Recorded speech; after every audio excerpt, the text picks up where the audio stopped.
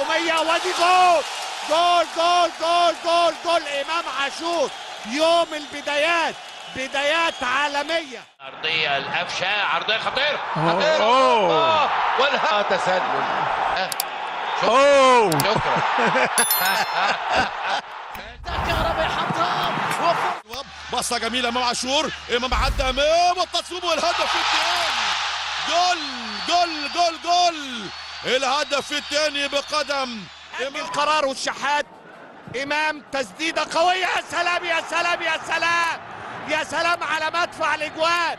اول تسديده 11 متر داخل امام، داخل امام وبيجيب جول جول جول جول جول جول.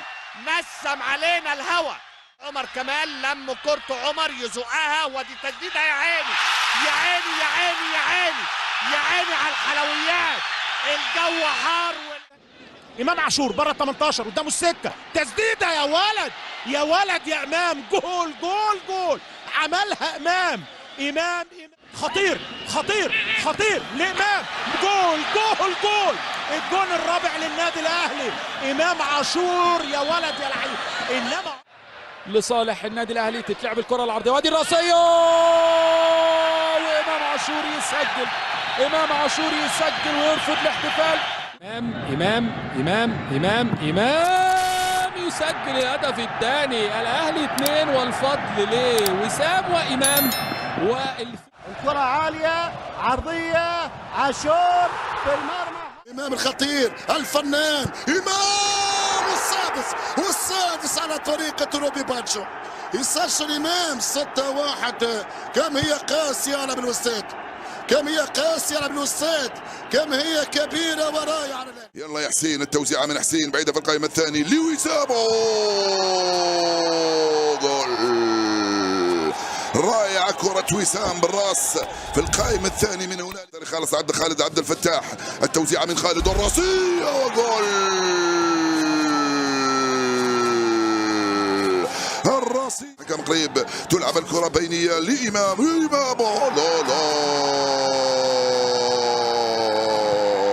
لا يختمها القيصر. كرة بمحاولة أهلاوية. الله الله الله الله الله الله بتاريخه يعمل ايه؟ بيلعب كرة عرضية ودي لقطة جميلة. يا عيني يا عيني يا عيني. امام داخل امام، داخل امام وجول جول جول جول. وهشام يرجع لامام ودي تسديدة حلوة. يا عيني يا عيني يا عيني يا عيني على السطور. هدف عالمي، هدف عالمي من السطور. عطية بعرضية والهدف والكعبة. الله الله الله الله. إمام عاشور عاشور عاشور عاشور. امام انفراد يا ولد يا ولد يا ولد يا ولد يا ولد يا ولد يا ولد يا امام. جول امام عاشور يفتتح سجل. مباراة ليها مفعول السحر. وادي امام وامام جول جول جول جول جول جول. المكنة طلعت قماش، المكنة كريم الدبيس قدامه مساحة عايز يحطها لامام وجول جول جول جول جول جول جول جول. يا عيني يا عيني يا عيني.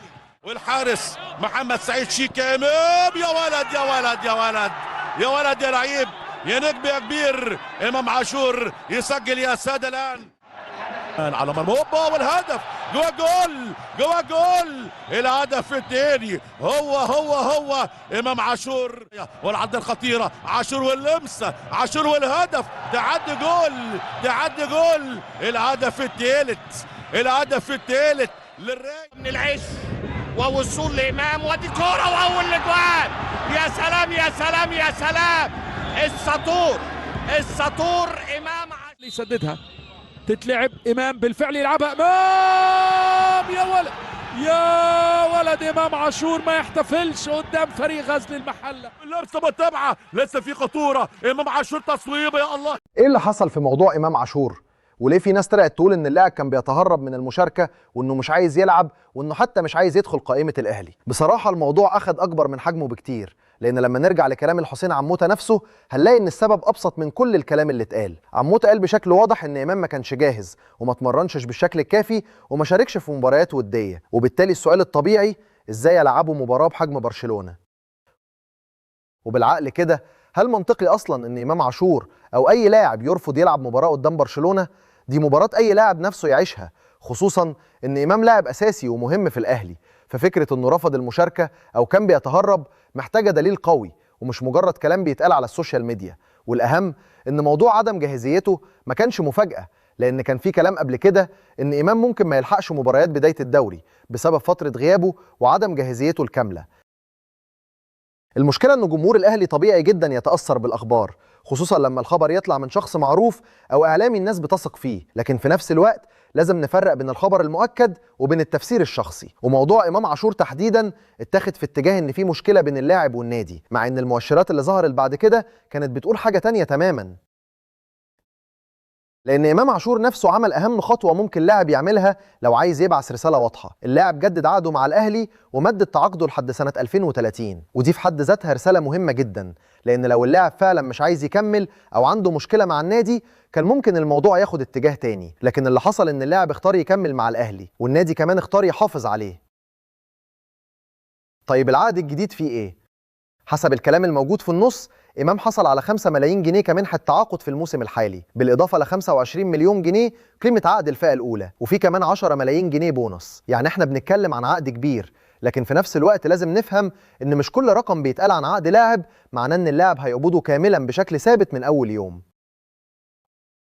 وفي نقطة مهمة جدا مرتبطة بالإعلانات، حسب المعلومات الواردة مفيش ضمان ثابت إن إمام هيحصل على مبلغ معين من الإعلانات، لكن في ترتيب إن العائد الإعلاني يكون 70% للاعب و30% للنادي، ودي نقطة ممكن تكون مهمة جدا بالنسبة لإمام، لأن قيمته كواحد من أهم لعيبة الأهلي ممكن تخليه مطلوب من شركات وبراندات كتير.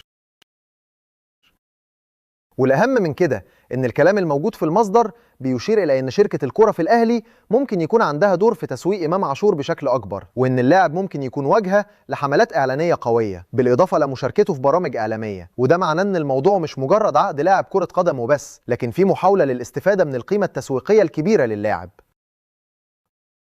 وهنا لازم نقف عند نقطة مهمة، ليه الأهلي كان حريص على تجديد إمام؟ لأن إمام عاشور مش لاعب عادي في قائمة الأهلي، اللاعب من العناصر اللي عندها قيمة فنية وتسويقية في نفس الوقت، وعمره لسه صغير، وبالتالي النادي عنده مصلحة إنه يحافظ عليه ويضمن وجوده لسنوات طويلة، بدل ما يدخل كل فترة في نفس قصة العقود والعروض والكلام عن مستقبله.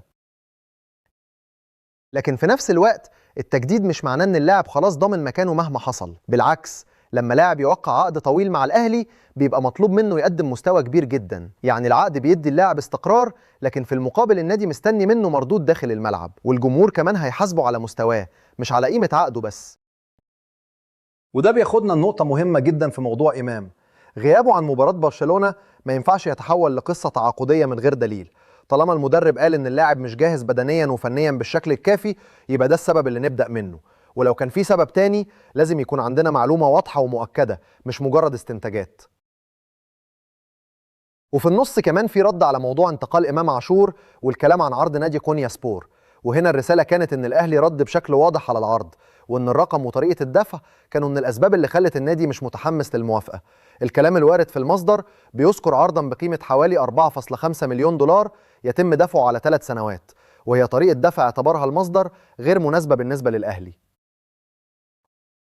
وفي نقطة تانية اتطرحت، وهي إن النادي التركي كان بيحاول توفير قيمة الصفقة من الرعاة، وده بيخلينا نسأل ليه الأهلي يوافق على بيع لاعب مهم بالطريقة دي، خصوصا لو النادي نفسه مش قادر يدفع قيمة الصفقة بشكل مباشر. من وجهة نظر الأهلي طالما إمام لاعب أساسي ومهم فمش منطقي تبيع اللاعب إلا لو العرض مناسب جدا للنادي واللاعب مع بعض.